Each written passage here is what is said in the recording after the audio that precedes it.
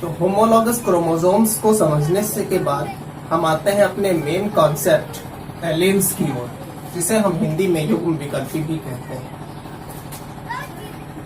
Alleles are the variant form of gene. Alleles genes के ही विविध रूप होते हैं, या यूं कह सकते हैं copy of genes that controls the expression of same gene which present on same locus of homologous pair of chromosome। जो homologous क्रोमोसोम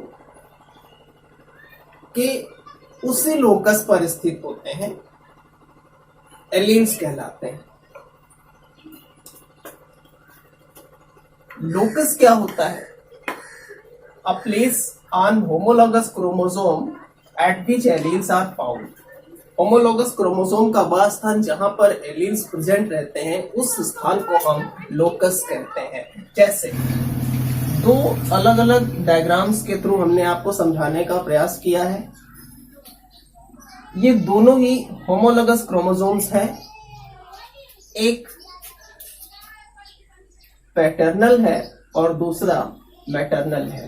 दोनों ही होमोलॉगस क्रोमोसोम्स हैं। क्लियर? हमने इस पर दिखाया है कि इन क्रोमोसोम्स पर कुछ लेटर्स लिखे हुए हैं, capital R, capital T, capital Y, capital A. इस साइड में इस क्रोमोसोम्स पर small R, capital T, small Y and small A. ये जो लेटर्स हैं, ये एक्चुअली किसी ट्रेट के, किसी कैरेक्टर के एलील्स हैं। दोनों ही एलील्स जब पेयर फॉर्म में आएंगे तो ये जीनोटाइप बनाएंगे और इसी जीनोटाइप को हम जीन कहेंगे। अब किसी भी जीन्स के जो एलील्स होते हैं वो दो फॉर्म्स में पाए जाते हैं। एक उनका डोमिनेंट फॉर्म रहता है और दूसरा रिसेसिव रहता है। अगर जीन पेयर के दोनों ही एलील्स डोमिनेंट रहते हैं तो, या दोनों ही जो एलील्स होते हैं वो अगर सेम रहते हैं तो जो कंडीशन रहती है वो होमोजाइगस रहती है। और अगर दोनों ही जीन्स के जो एलील्स होते हैं वो अगर अलग अलग रहते हैं तो उस कंडीशन को हम हेटेरोजाइगस कहते हैं। जब भी हेटेरोजाइगस कंडीशन रहेगी तो उसमें एक जो जीन है वो डोमिनेंट या प्रभावी एलील रहेगा, और जो हेटेरोजाइगस, जो होमोजाइगस है, उसमें दोनों ही एलील डोमिनेंट रहते हैं। जैसे मान लेते हैं कैपिटल वाई और स्मॉल वाई, तो ये भी एक एलील है और this one is allele, but it is a dominant and this one is recessive।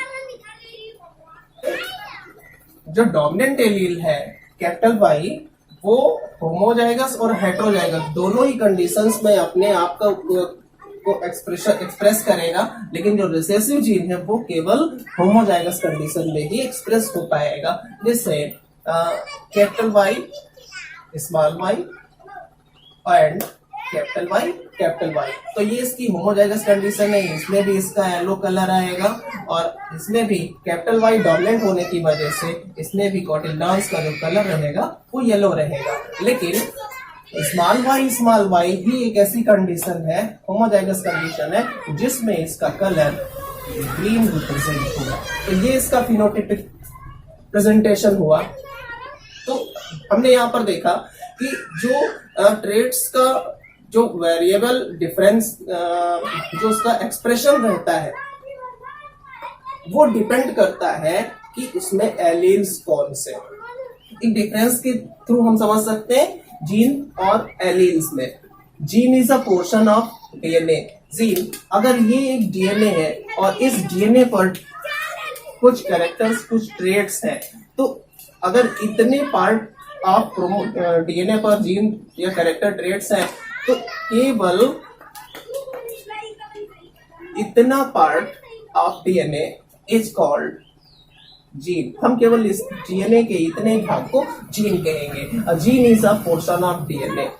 Okay, an allele is a specific form of DNA of gene.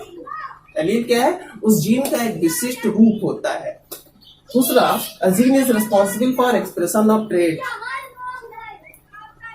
जो कैरेक्टर्स का expression होता है वो जीन्स के द्वारा होता है। जब तक जीन पेयर फॉर्म में नहीं होंगे तब तक उसका एक्सप्रेशन नहीं हो पाएगा।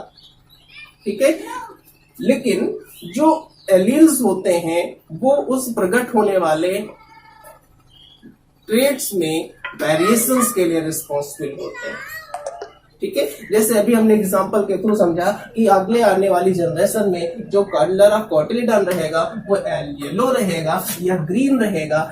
ये डिटर्मिनेशन उस जीन पेयर में उपस्थित होने वाले एलील्स पर डिपेंड करता है। ठीक है, एक दूसरा एग्जांपल लेते हैं।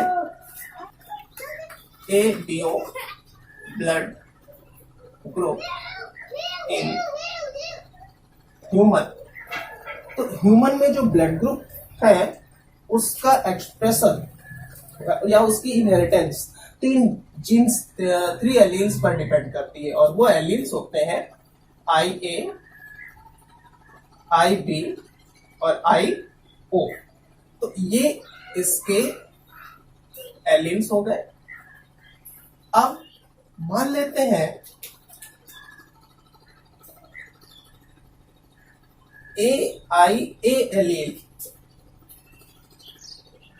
ये जो एक एंटीजन बनाएगा वो ए एंटीजन बनाता है, और IB जीन जिसमें जाएगा उसमें B एंटीजन बनेगा, और जिस भी पर्सन में IO एलील जाएगा उसमें नो एंटीजन, उसमें कोई भी प्रकार का एंटीजन फॉर्म नहीं होता है, और जिस व्यक्ति में जो एंटीजन रहता है उसका ब्लड ग्रुप भी वही हो जाता है। ठीक, तो अब हम यहाँ पर बात करते हैं, ये हमारे पूरी ह्यूमन पॉपुलेशन में, ह्यूमन जो मानव आबादी है उसमें 4 प्रकार के ब्लड ग्रुप पाए जाते हैं, और 4 प्रकार के ब्लड ग्रुप्स की जो इनहेरिटेंस होती है वो 3 टाइप ऑफ एलील्स पर डिपेंड करती है। इन 3 प्रकार के एलील्स से किस तरह से और कितने टाइप ऑफ जीन पॉसिबल है, तो फादर और मदर मान लेते हैं। फादर में IA ब्लड ग्रुप और मदर में, मदर से भी IA ब्लड ग्रुप आया, तो इससे बनेगा IA और IA। फिर फादर से आ रहा है IA और मदर से आ रहा है IO, तो इससे बनेगा IO, IA और IO।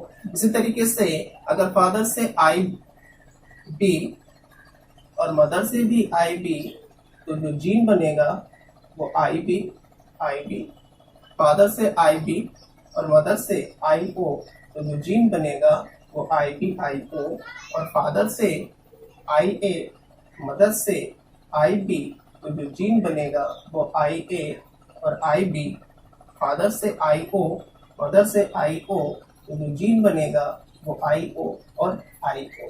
तो इस प्रकार से हमने देखा कि 3 प्रकार के एलील्स के रहते पूरी ह्यूमन कम्युनिटी में कुल मिलाकर के 4 प्रकार के ब्लड ग्रुप्स पाए जाते हैं।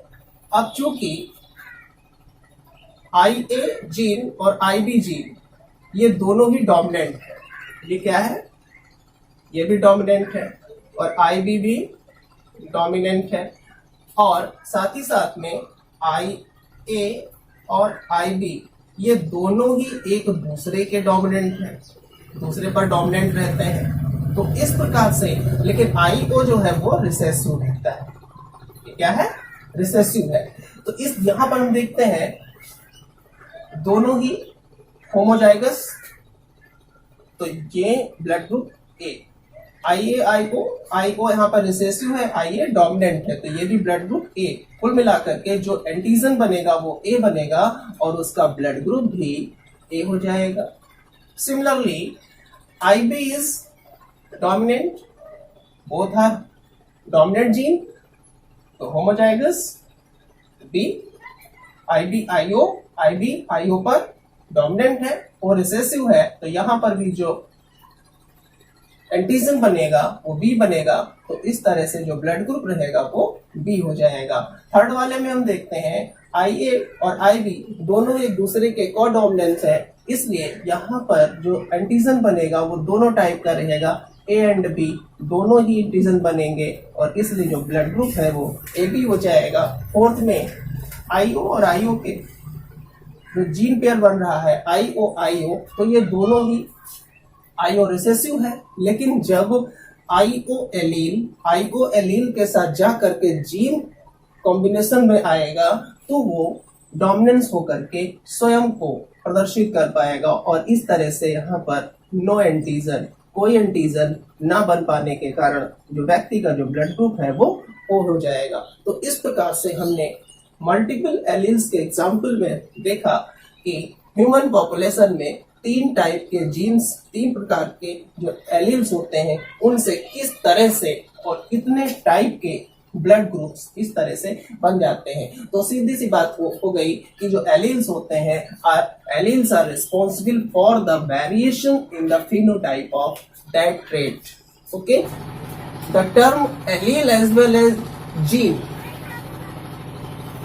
given by Johnson 1909।